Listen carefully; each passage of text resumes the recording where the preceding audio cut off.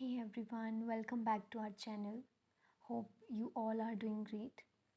So, today in this class, we will discuss about the topic which is very important, and the topic is sound.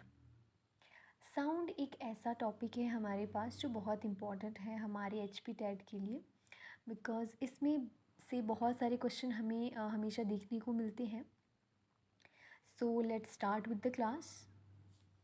Firstly, what is sound?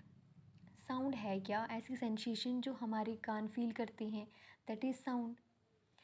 No, sound जो होती है एक energy की form है हमारे पास, जो किसको follow करती है? Law of conservation of energy को.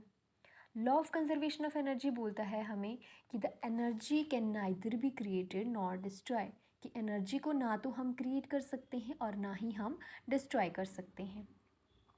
नाउ द थिंग इज़ कि प्रोडक्शन कैसे होती है साउंड की, साउंड प्रोड्यूस होती कैसे है?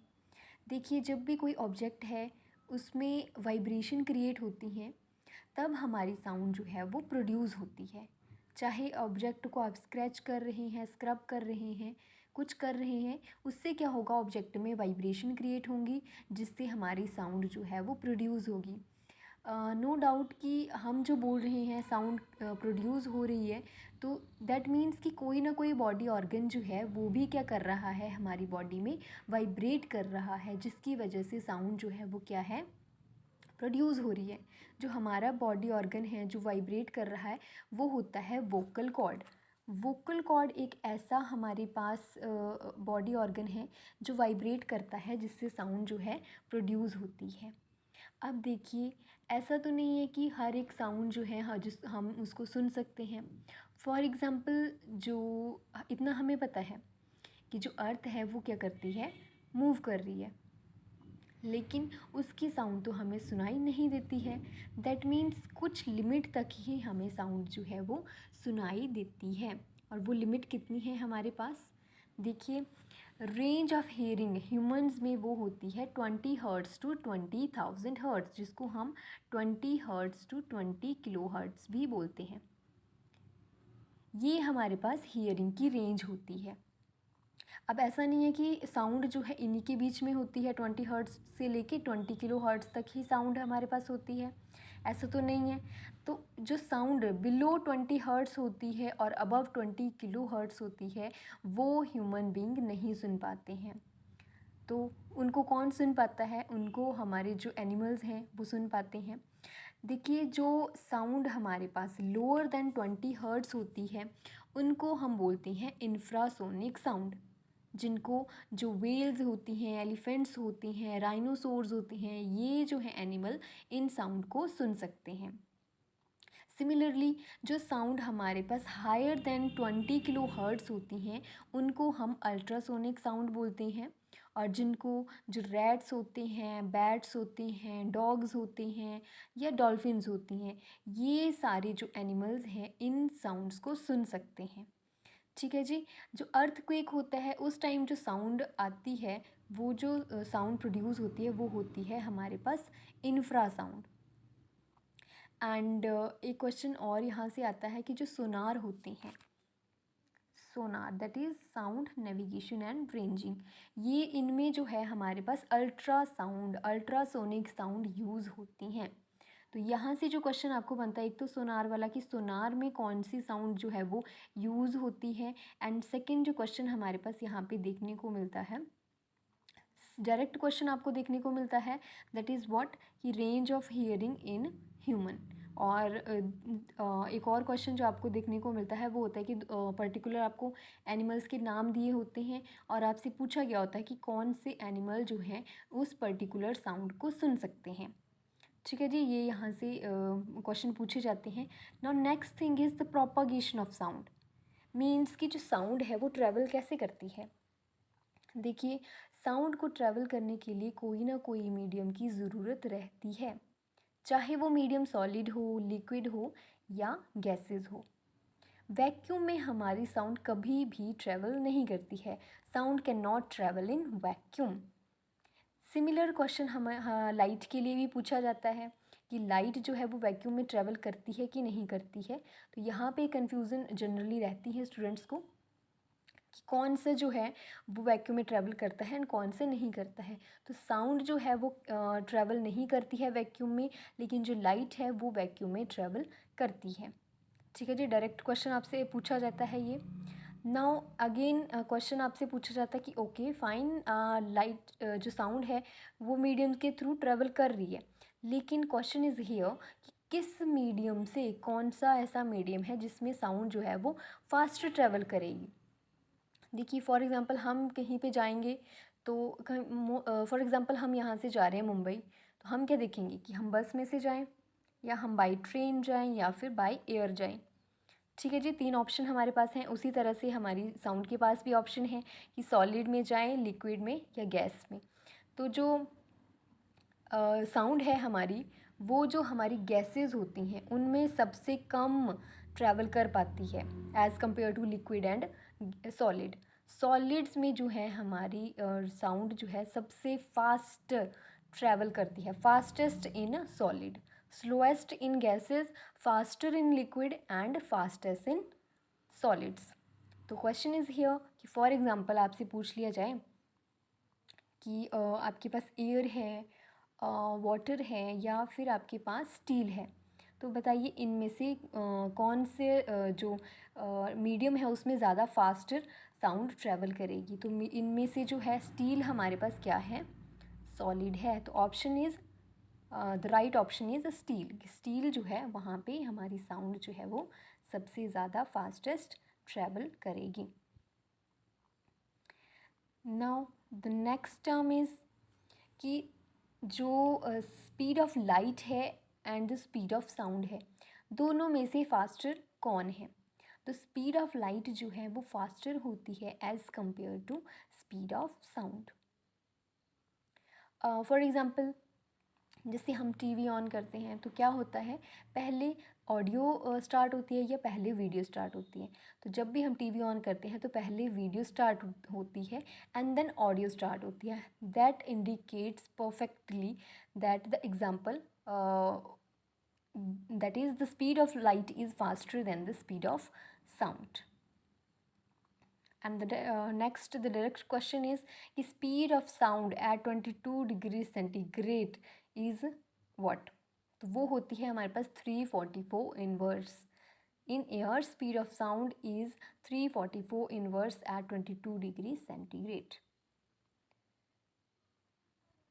नेक्स्ट टर्म हमारे पास आ रही है वेव, कि वेव क्या है अब हमारे पास, और वेव का हम साउंड के साथ क्या रिलेशन है, क्यों हम वेव के बारे में अब यहाँ पे पढ़ने जा रहे हैं।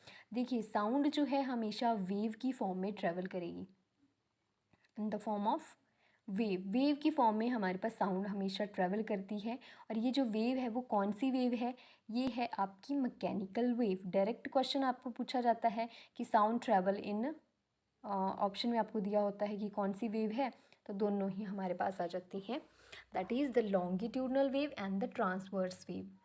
बोलने का मतलब मैकेनिकल वेव जो होती है वो हमारी कॉम्बिनेशन होता है ट्रांसवर्स वेव का और लॉन्गिट्यूडनल वेव का, मतलब दोनों की तरह एक्ट करती है हमारी wave, that is the sound wave. Now waves की बात कर रहे हैं हम, तो आपने देखा होगा एक तो वेव्स को हम इस तरह से रिप्रेजेंट करते हैं, एकदम इस तरह से बिल्कुल पास पास में, और एक होती है हमारे पास वेव जो बिल्कुल दूर दूर इस तरह से। तो ये जो हमारे पास वेव है बिल्कुल कंप्रेस्ड हुई है, ये वेव नाम से ही पता चल रहा है जो वेव क्या है हमारी कंप्रेस्ड है, बिल्कुल जिनके पार्टिकल जो हैं क्या हैं, बिल्कुल क्लोज हैं, उनको हम बोलते हैं कंप्रेशन। और जहाँ पे पार्टिकल इतने ज़्यादा क्लोज नहीं हैं, उनको कोई प्रेशराइज नहीं किया गया है, उस बॉडी को क्या बोलते हैं हम, रेयरफेक्शन। ठीक है जी। नेक्स्ट हमारे पास जिनकी हम बात कर रहे थे कि लॉन्गिट्यूडनल वेव क्या होती है, ट्रांसवर्स वेव क्या क्या होती है हमारे पास, क्योंकि इतना तो हमने पढ़ लिया कि मैकेनिकल वेव जो है वो दोनों की तरह एक्ट करती है, बट ये होती क्या है। So firstly the longitudinal wave. Longitudinal wave कौन सी होती है, जो पैरेलल डायरेक्शन में हमारे पास मूव करती है। फॉर एग्ज़ाम्पल इस तरह की वेव्स, इस तरह की वेव्स होती हैं वो क्या होती हैं, पैरेलल डायरेक्शन में मूव कर रही हैं और इनको हम लॉन्गिट्यूडनल वेव कहते हैं। फॉर एग्जांपल हमारी जो साउंड वेव है वो भी क्या है, हमारी एक लॉन्गिट्यूडनल वेव है। नाउ सेकंड चीज़ हमारे पास आती है जो ट्रांसवर्स वेव। ट्रांसवर्स वेव आपने इस तरह की वेव्स देखी हैं, ये वाली वेव्स, ये जो होती हैं परपेंडिकुलर डायरेक्शन में मूव कर रही होती हैं, तो इन वेव्स को हम बोलते हैं ट्रांसवर्स वेव। और ये कहाँ पे कौन कौन सी वेव्स होती हैं, ये होती हैं हमारी इलेक्ट्रोमैग्नेटिक वेव्स हैं, हमारी लाइट वेव हैं, एक्सरे हैं, रेडियो वेव्स हैं, माइक्रोवेव्स हैं, ये सारी वेव्स जो हैं वो ट्रांसवर्स वेव हैं। इनमें से कई बार क्वेश्चन पूछा जाता है, कोई पर्टिकुलर वेव आपको दी होती है और आपसे पूछा गया होता है कि कौन सी वेव है ये, कौन सी वेव को फॉलो कर रही है, इज़ इट लॉन्गिट्यूडनल और it is transverse wave. But mostly जो एक रिपीटेड क्वेश्चन आपसे पूछा जाता है HP टेट में वो होता है वाटर वेव को लेके, कि जो वाटर वेव है हमारी वो कौन सी वेव है। तो वाटर वेव हो या चाहे हमारी साउंड वेव हो, दोनों ही हमारे पास मैकेनिकल वेव हैं। मींस दोनों ही क्या कर रही हैं, हमारे पास एक्ट कर रही हैं एज अ ट्रांसवर्स वेव और एज अ लॉन्गिट्यूडनल वेव।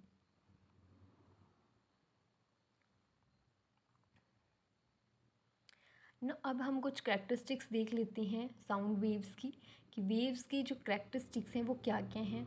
देखिए, पहली तो है हमारे पास वेवलेंथ, इस करेक्टरिस्टिक्स के अंडर, कि वेवलेंथ क्या है। As name indicate, wavelength means wave के बीच की लेंथ। इस तरह की हमारे पास वेव्स होती हैं, तो इन वेव्स की जो लेंथ है, इनके बीच में जो लेंथ है, इन वेव्स की लेंथ को हम बोलते हैं वेवलेंथ, जिनको किससे डिनोट किया जाता है, हमारी वेवलेंथ को लैम्डा से डिनोट किया जाता है। पहले तो एक चीज़ और हमारे पास यहाँ पे है कि ये जो वेव्स होती हैं, इसका जो अपर पार्ट होता है उसको हम क्रस्ट बोलते हैं, क्रस्ट, एंड जो लोअर पार्ट होता है उसको बोलते हैं हम ट्रफ। ठीक है जी, और इनके बीच की जो लेंथ है उसको बोल देते हैं हम wavelength. Now the next thing is frequency. Next जो हमारे पास है वो है फ्रीक्वेंसी। अब फ्रीक्वेंसी क्या होती है, फ्रीक्वेंसी के लिए आपने एक चीज़ याद रखनी है, वो होती है 1 सेकेंड। 1 सेकेंड, कि 1 सेकेंड के अंदर जितनी भी हमारे पास वेव प्रोड्यूस हो रही हैं वो होती है हमारी फ्रीक्वेंसी। फ्रीक्वेंसी को इंडिकेट कर रही होती है वो, 1 सेकेंड में जितनी वेव जा रही हैं, चाहे 1 सेकेंड में 10 वेव जा रही हैं, 50 जा रही हैं, जितनी भी जा रही हैं, लेकिन वहाँ पे किसकी बात हो रही है, ओनली 1 सेकेंड। 1 सेकेंड में जितनी वेव्स बन रही हैं उसको बोलते हैं हम फ्रीक्वेंसी, और जिसको डिनोट किया जाता है हमारे पास न्यू के साथ, दिस इज़ न्यू। और इसके जो यूनिट होते हैं फ्रीक्वेंसी के वो होते हैं हमारे पास hertz. Hertz is the unit of frequency.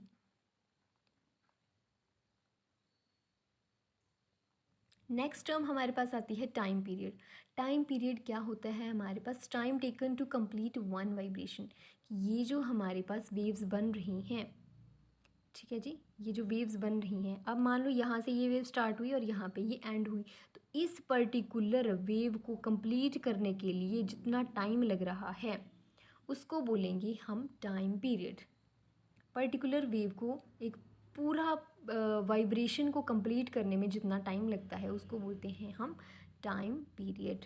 T से डिनोट करते हैं हम इसको, और ये जो होता है बेसिकली रेसिप्रोकल होता है फ्रीक्वेंसी का, या हम बोल सकते हैं कि फ्रीक्वेंसी जो न्यू है हमारे पास, it is the reciprocal of time period. Now the next term is amplitude. Amplitude क्या होता है अब हमारे पास, कि व्हाट इज़ एम्पलीट्यूड। तो एम्पलीट्यूड जो होते हैं हमारे पास एक maximum displacement of the particle of the medium from their original undisturbed position. देखिए, इस तरह से हमारे पास वेव्स बन रही होती हैं, तो ये जो इसकी डिस्प्लेसमेंट है, मतलब ये जो इसकी हाइट है, इसकी डेप्थ है, ये इंडिकेट करती है हमारी एम्पलीट्यूड को। जितना ज़्यादा इसकी हाइट होगी, जितना ज़्यादा ये डीपर होगा, वो क्या होगा, उतना ही हमारी साउंड जो है वो लाउड होगी।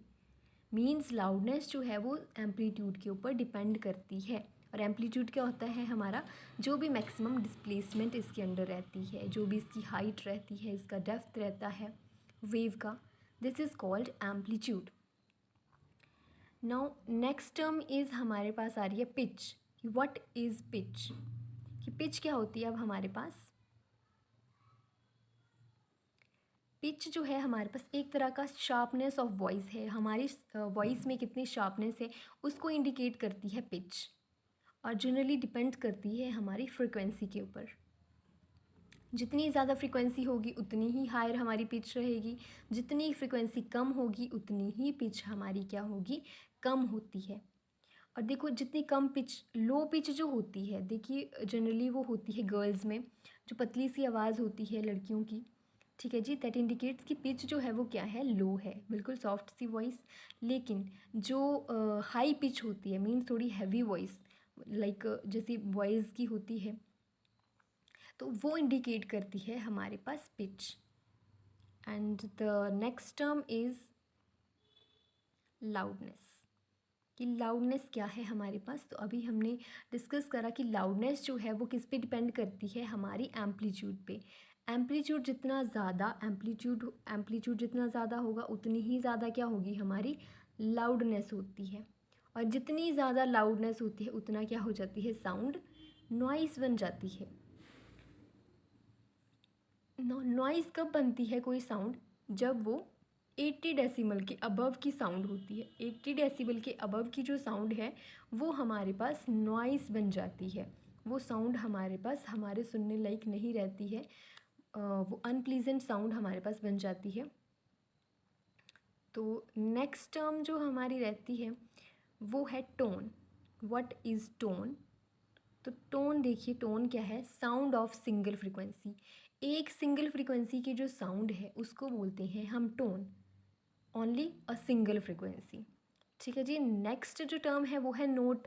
तो सेवरल, जो बहुत सारी फ्रिक्वेंसी मिक्सअप होकर साउंड प्रोड्यूस करती हैं उसको बोल देते हैं हम नोट। कोई बहुत सारी फ्रिक्वेंसी है, उन्होंने वो क्या हुई, मिक्सअप होगी और उन्होंने एक पर्टिकुलर साउंड प्रोड्यूस करी, दैट इज़ कॉल्ड नोट।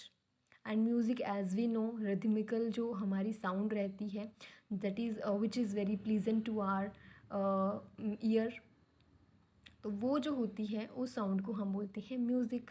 और नॉइस जो है 80 डेसिमल के अबव की साउंड को हम बोलते हैं नॉइस। नेक्स्ट टर्म जो हमारे पास रहती है वो रहती है इको एंड रिवर्बरेशन। देखो इको एंड रिवर्बरेशन ज़्यादा इनके बीच में डिफरेंस नहीं है, थोड़ा सा डिफरेंस है। इको जो होती है वो क्या है, जब भी फॉर एग्ज़ाम्पल हम माउंटेन्स पे जाते हैं तो वहाँ पे क्या होता है, कुछ भी हम बोल रहे हैं तो हमारी साउंड जो है वो रिपीट हो रही होती है। वो क्यों हो रही होती है, वो हो रही होती है रिफ्लेक्शन की वजह से, रिफ्लेक्शन ऑफ साउंड हो रही होती है वहाँ से। Reflection means what, reflection means कि साउंड जो है वो टकरा के हमें वापस से सुनाई दे रही है। साउंड का टकराना ही हम क्या बोल देते हैं, दैट इज़ रिफ्लेक्शन। तो वो जो साउंड है हमारे पास वो कितने टाइम तक हमें सुनती है, दैट इज़ 0.1 सेकेंड तक वो साउंड हमें सुन सकते हैं हम उसको। एंड ये जो होते हैं ये तभी पॉसिबल है, तभी हमें सुनाई दे सकती है अगर जिस ऑब्जेक्ट के साथ हमारी साउंड टकरा रही है उसके और हमारे बीच में मिनिमम 17 मीटर का तो क्या हो, गैप हो। मतलब 17 मीटर से कम में हमें इको सुनाई नहीं देगी, 17 मीटर से अब ही हमारे पास उसके बीच में डिस्टेंस होना चाहिए, तभी हमारे पास साउंड की रिफ्लेक्शन हो सकती है और हमें साउंड रिपीटिशन पे सुनाई दे सकती है, ठीक है जी। ये होते हैं माउंटेन्स वगैरह में, ठीक है। रिवर्बरेशन में हमारे पास आ जाती है, लाइक फॉर एग्जांपल ऑडिटोरियम होता है, तो वहाँ पे क्या है, हमारी जो साउंड है रिपीटिशन तो हो रही है, रिफ्लेक्शन तो हो रही है, लेकिन बहुत बारी हो रही है, not only one time, it is about more than 2-3 times. तो फॉर एग्ज़ाम्पल लाइक एक पर्टिकुलर नेम ले लेते हैं, लाइक नेहा ले लेते हैं। तो जब इको की बात हो रही है तो उसमें हमारे पास साउंड जो रिपीट करके रिफ्लेक्ट करके सुनाई देगी वो होगी, लाइक हमने बोला नेहा तो उसी तरह से हमें सुनाई देगा, दैट इज़ नेहा। लेकिन रिवर्बरेशन में क्या होगा, वो जो नेम है, जो आपने वर्ड बोला, वो थोड़ा खींचा हुआ हमें सुनाई देता है। फॉर एग्जांपल नेहा आपने बोला तो उससे कैसे सुनाई देगा हमें, नेहा करके, मतलब थोड़ा साउंड जो है वो उसकी खिंच जाएगी। दिस इज़ कॉल्ड रिवर्बरेशन, क्योंकि वहाँ पे मल्टीपल टाइम्स रिफ्लेक्शन हो रही होती हैं। तो दिस इज़ बेसिकली कुछ हमारे जो टर्म्स थी, इको, रिवर्बरेशन, इनके बीच का डिफरेंस भी यही है कि एक में पर्टिकुलर रिफ्लेक्शन होती है, एक में मोर देन रिफ्लेक्शंस होती हैं। नाउ कुछ हमारे पास ये क्वेश्चन हैं, होप आप इनका आंसर देंगे। बहुत ही सिंपल से क्वेश्चन।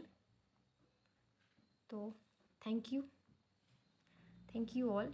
आज हमने साउंड के बारे में थोड़ा डिस्कस करा कि साउंड क्या होती है, इनमें से जो पर्टिकुलर क्वेश्चन आपको देखने को मिलते हैं वो कौन कौन से होते हैं और किस तरह से आप उनके साथ डील कर सकते हैं। So thank you all.